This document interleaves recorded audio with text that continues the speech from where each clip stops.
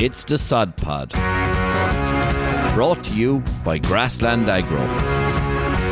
The Sod Pod.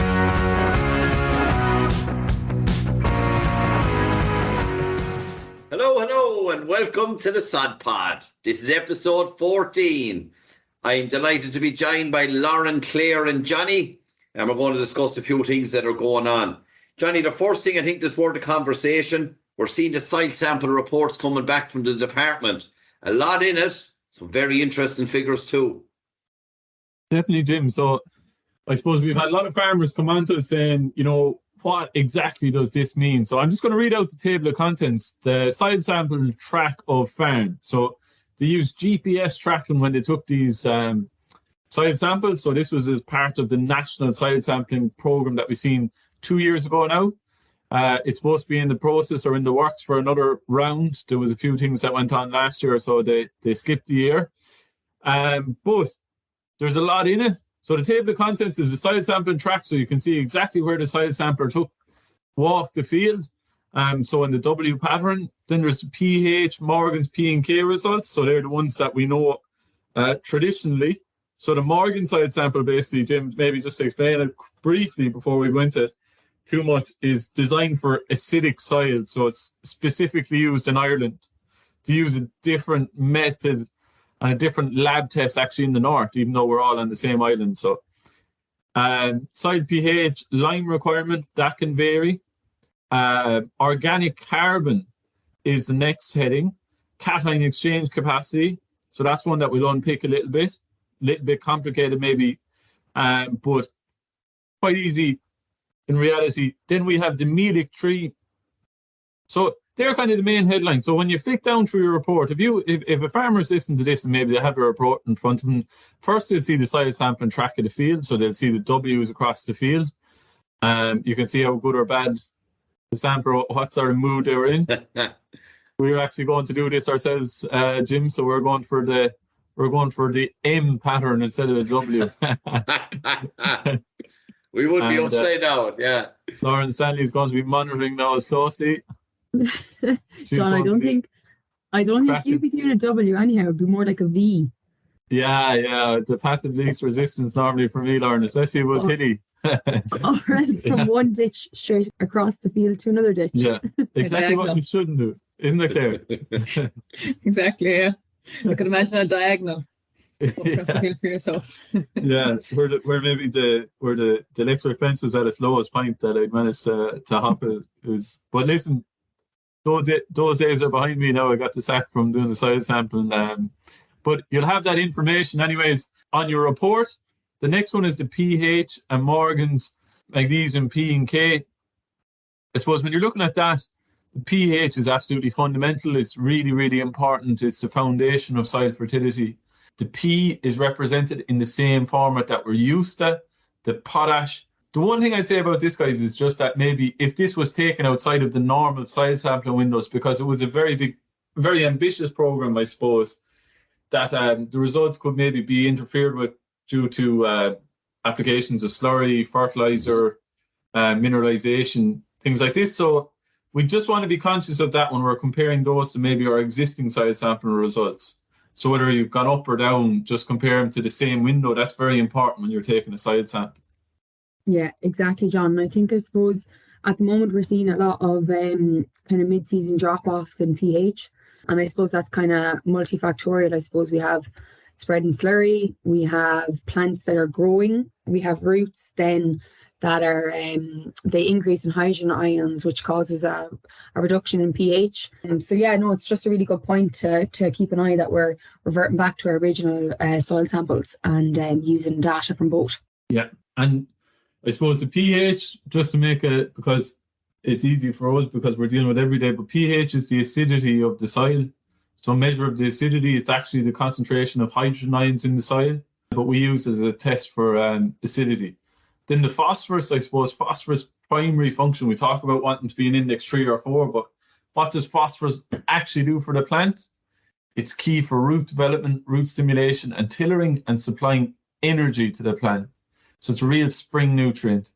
Potash then is often described as the engine oil of the plant, so it moves all the nutrients and moisture around the plant and is very, very important. So they're the kind of the main ones that we see on a standard soil sample, your pH, your P, and your K.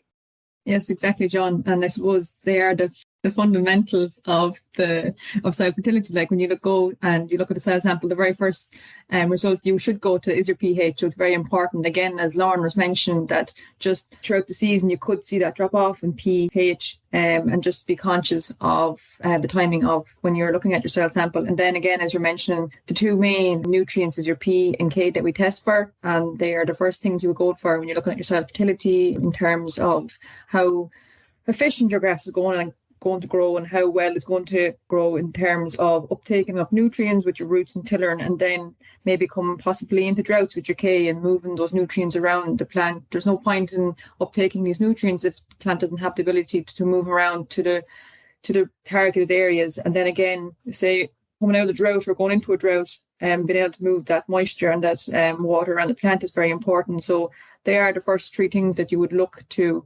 in terms of soil fertility.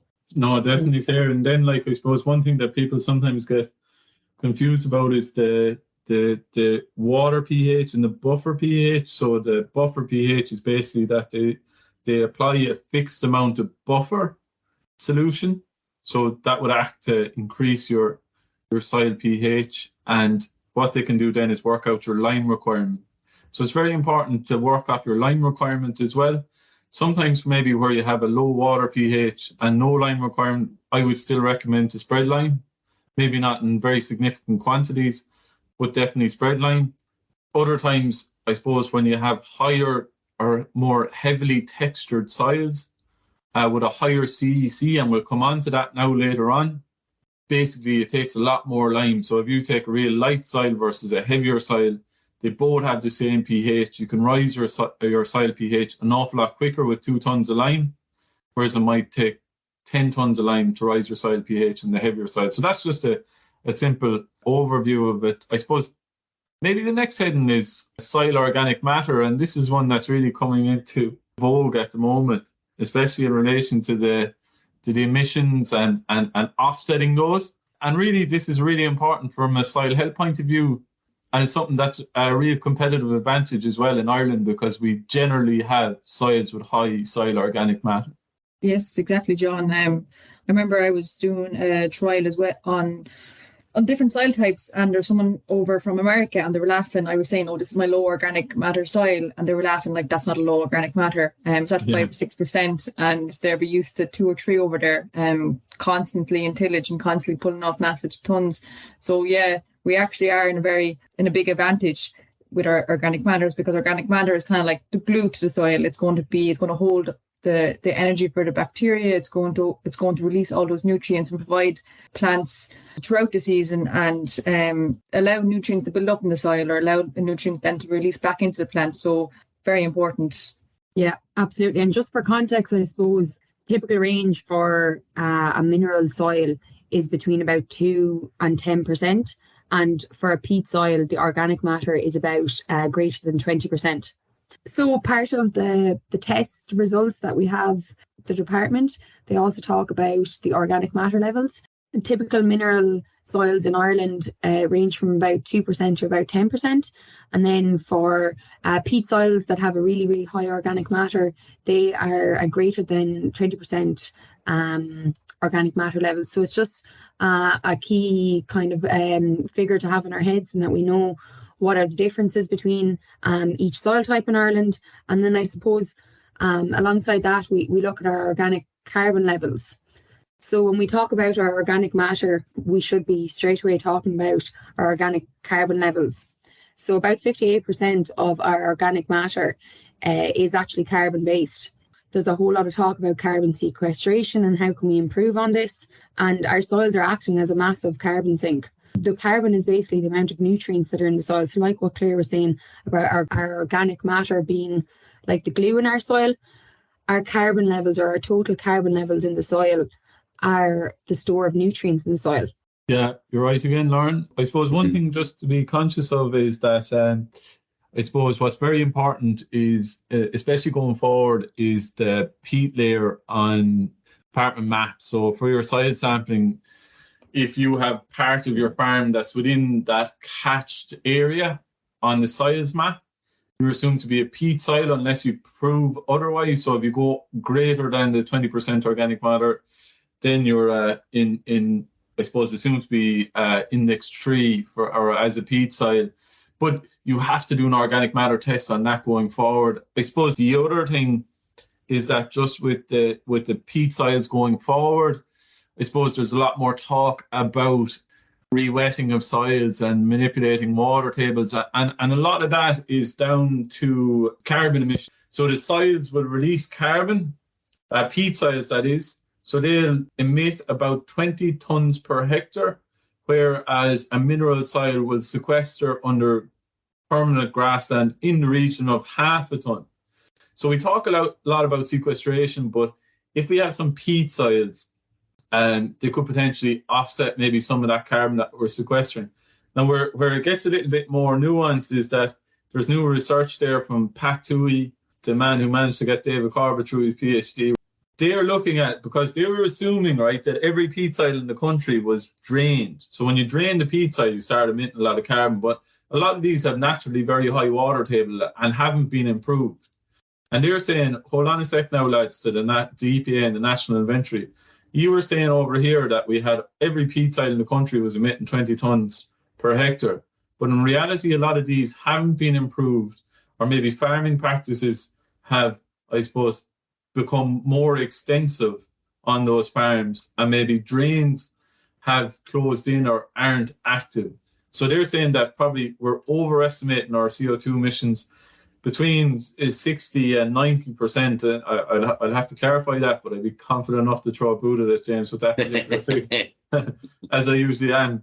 But I'm open to correction. But I suppose there's a massive inflation maybe of the emissions from peat soils, so that's a positive for Irish agriculture, but there's obviously more work and required, and Pat Toohey and Owen Fenton are working away on that. But I suppose it just ties in maybe to this department report in relation to the soil organic matter and the carbon. And the carbon, I suppose, is made up, as Lauren said, of all the different nutrients and compounds, but it knits everything together. It's like the Tony Kelly. He just brings the whole team together. Isn't that right, Lauren? Absolutely, John.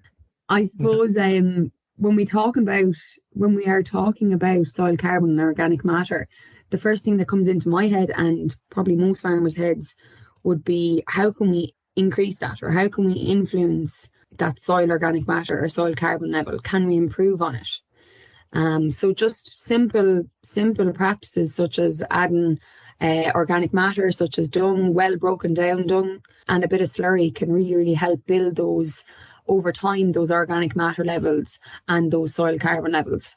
Yeah, and keeping permanent grassland in grass is probably the quickest way to do it.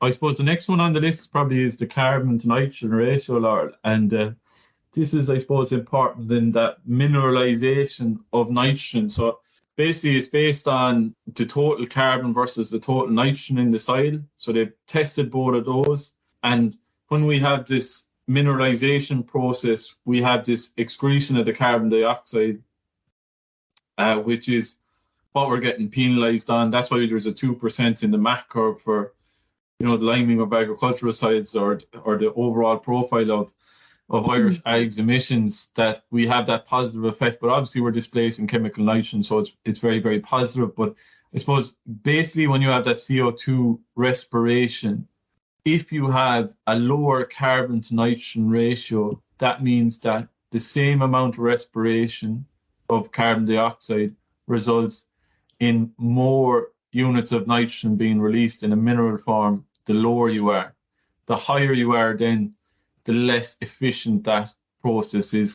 Yeah, I suppose, John, just to jump in there, in simple layman's terms, basically our carbon to nitrogen ratio is how accessible nitrogen in the soil is. So we want a lower carbon to nitrogen ratio, because if we have a higher carbon to nitrogen ratio, it basically means that our bacteria are going to have to work twice as hard to break down and release that nitrogen. Definitely, and especially from an agronomy point of view, or we think about soils, I suppose, mainly in getting the nutrients out and into crops, but there's other functions and other definitions of soil health. But I suppose this is one that you look at. If your carbon nitrogen ratio is a little bit higher, I suppose with the current climate and nitrates and water quality, I feel it's probably, you can't just go and, spread pig slurry that has a high nitrogen content, and even you're not going to make any significant inroads even with slurry. But what you can do is you can start to maybe incorporate legumes, and they'll probably do the job for you, Claire. Yes, exactly, John. So by incorporating legumes, first of all, you're going to be helped to fix that nitrogen from the atmosphere. So you're instead of having to apply chemical nitrogen, the nitrogen is going to be fixed through the legumes in the legume plants, such as your clovers. And then also by supplying, like you say, if it's in a clover grass ward, you're applying 2 different types of species of grass, which is going to help soil health as well. There's going to be different bacteria interacting with each other and keeping the soil health just operating just a little bit more efficiently also. And then if you're able to display some of the chemical nitrogen and help fix that nitrogen, you might be beneficial and supplying nitrogen to the grass crop instead of having to coat your chemical. Yeah, and if you're looking at maybe carbon nitrogen ratios that are quite high, the soil could is maybe becoming a little bit carbon limited, and an application of slurry or something like that to feed carbon to the soil would be really, really helpful. I suppose the last one on the list is the cation exchange capacity. We kind of mentioned that. So that's usually linked to the texture of the soil. So the lower your cation exchange capacity, you probably have sandier, lighter soils, and the higher you have those heavier, more clay soils. There's pros and cons to this. So if we take an example, maybe if you're going renting ground and it's really low in soil fertility, if the cation exchange capacity is low, you'll be able to build it quite quickly. Whereas if you're taking ground that's maybe low in soil fertility and it's heavier texture or higher CEC, it's going to be very hard to build, I suppose, is the way to put it. Yeah, exactly, John. I suppose when you say CEC, it actually means cation exchange capacity, which is the capacity of the soil to hold on to these exchangeable cations. And when we say cations, we will be referring to the likes of magnesium or your potassiums or your calciums and your sodiums. They'd be classified as maybe the major cations in the soil. So it's the ability of the soil then to hold on to them and then interact with your anions, such as your nitrates or your sulfates, which would be your anions. So as you're saying, it's all kind of soil dependent. Your soil type is going to dictate that. So a clay soil would typically would have a higher CEC naturally. And then as you're saying, John, the sandier soils would typically have a lower CEC. So its ability to hold on to these is going to hold on to nutrients would be lower. But then as you're saying, you'd be able to rise it faster. Similar with your pH, as you're saying, you could increase that pH quicker. But then also on the back of that, it will drop off quicker. No, lads, if I interject here, Well, I'm hearing lots of very scientific, technical terms, and I'm just getting into the head of some farmers, right? We've got to a stage, I suppose, where the days of grabbing the soil samples and firing them into the press and never looking at them again are over. We need to do a lot more to maximise what we get out of the ground and reducing the inputs for environmental reasons. Absolutely. And everyone's on board for that. Very rare that you'll find a farmer that's not on board for that. But what they do need is a practical solution that they can do to address the scenarios out there. We're 20 minutes in. I think it's been a fantastic summary of what's going on, right? But now, what would we recommend a farmer really does when he looks at those samples? Like, I would be proposing that the first job that he should be doing after he's gone through his figures is getting access to someone to put these into a fertilizer plan, a nutrient management plan, and decide the way forward, right or wrong. Right. Yeah. No, Yes. absolutely. Absolutely, James. Because look, there's a lot of information there, and I know we're after going through a lot of science-based stuff, and it can be kind of hard to get your head around it and interpret it. But if you just throw them over in the corner, like what you're saying, that, look, to be honest, still happens, we're not going to get the most out of our soils. We're not going to get the most production out of our grass. So maybe getting on to an agronomist or getting on to someone, and look, we have loads of grass and agro reps on the road that are very well trained and experienced in this kind of information. And like even just as simple as the cation exchange capacity, like that is a very tricky thing to get your head around. But it can be something as simple as, okay, if I have a very low cation exchange capacity, I'm talking about going with little and often. But can I fertilizer. interject there now, Lauren? Sorry. You said something as simple as the cation exchange. And I'm like, whoa, what is going on here? Jim, I suppose give me layman terms. Yeah, we've managed to free up a bit of time in the sod pod since we've taken on the listeners' feedback and stopped all hurling talk. We're trying to fill gaps, James. This is turning into, well, we can go. Listen, I took it hard. I campaigned for the hurling talk, but just a week that was in it, I said, listen, I conceded defeat, and said we'd leave it at. But you're right. I suppose the whole farmers can't be expected to be good at everything, and fertilizer is getting so complicated now. I think everyone needs a bit of a help with it because, like, sure, we were chatting about it earlier, Jim. We probably need to do another episode on the fertilizer register, what that means for farmers. You know, so I would say get in touch with an agronomist like any of our team, and we'll be able to walk you through it as part of the sustainability program. There's another one that you missed, Jim, and I know you're dying to ask about, which is the MEDIC tree test. Wow. I was just about to get there. Yeah, and that's on the report as well. And basically, I'll make that as simple as possible.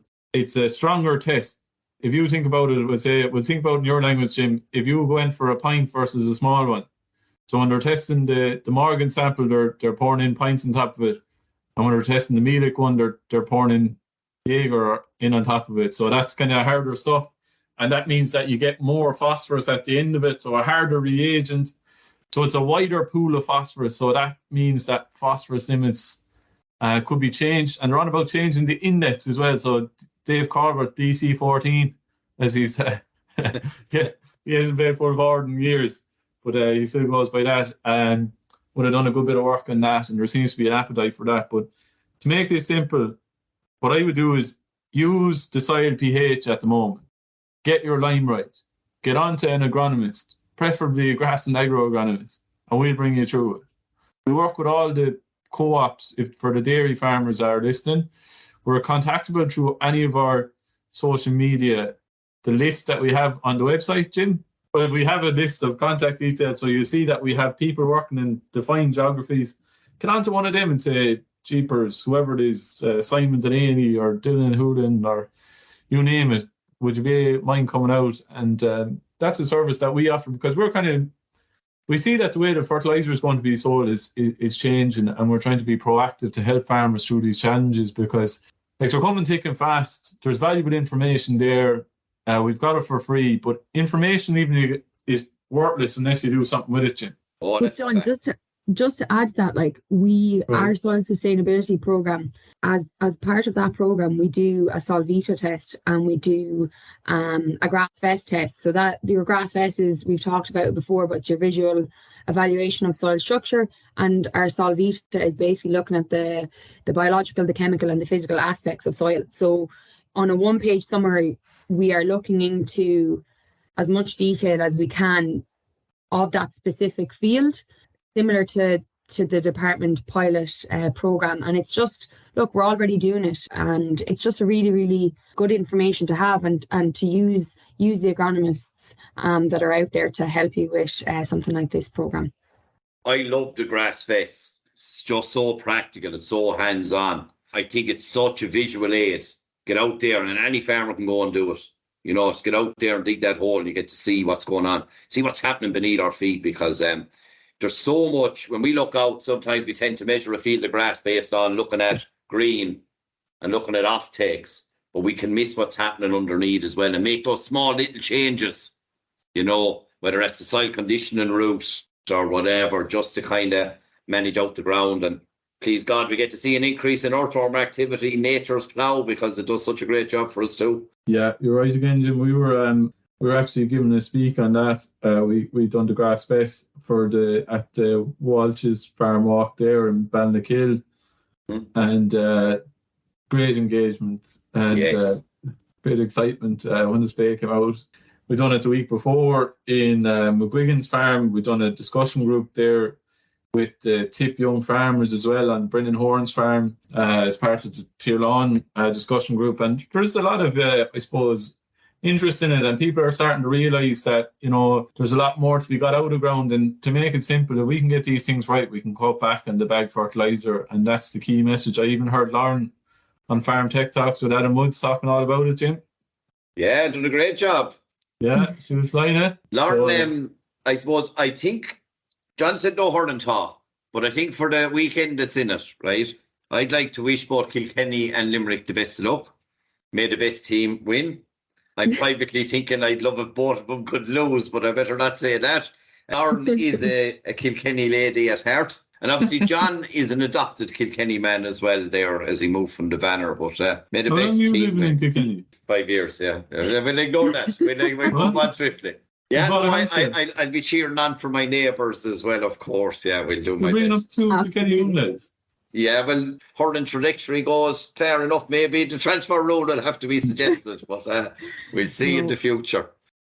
And Claire, any final words? We go back to agriculture there just to finish it out.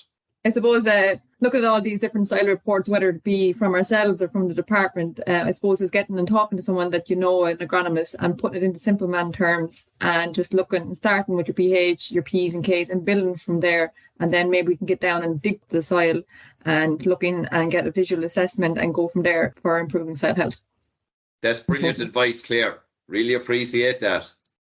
Mind yourselves out there. Farm smart, farm safe. Hey, thanks for listening to the Sod Pod. We hope you enjoyed it. To find out more, head over to www.grasslandagro.ie or check out our social channels: Facebook, Twitter, Instagram, LinkedIn and YouTube. That's all for this episode. See you next time.